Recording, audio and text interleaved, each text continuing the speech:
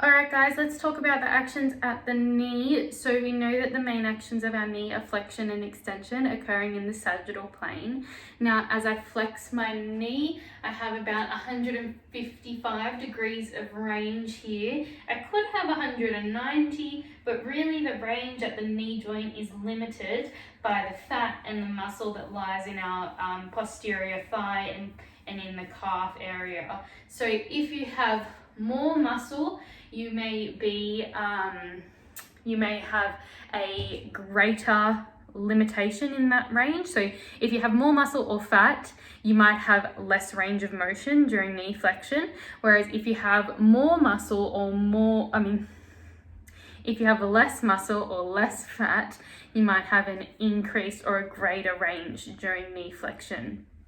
Now, knee extension is another interesting one. Now, as we extend our knee, we know that our knee's out straight. So you'd think that knee extension would be 0 degrees, right? Because we can't go any further than straight, or can we? So let's jump up here. My legs are straight.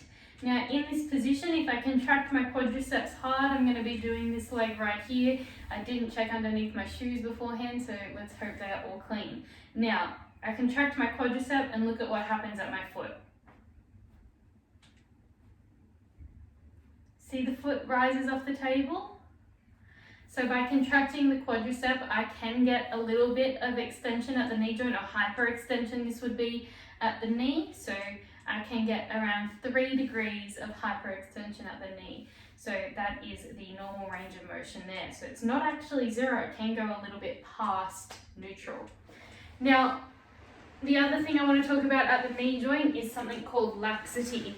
Now, laxity refers to the looseness of the ligaments, whether it's surrounding the knee, the shoulder, the elbow.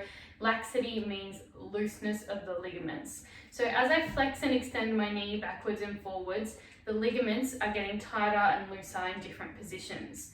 Now at about 30 to 40 degrees of knee flexion, so if this is 90 degrees of knee flexion, 30 to 40 degrees would be right about here. The ligaments of my knee are at their loosest. That means that there's no stability, or not much.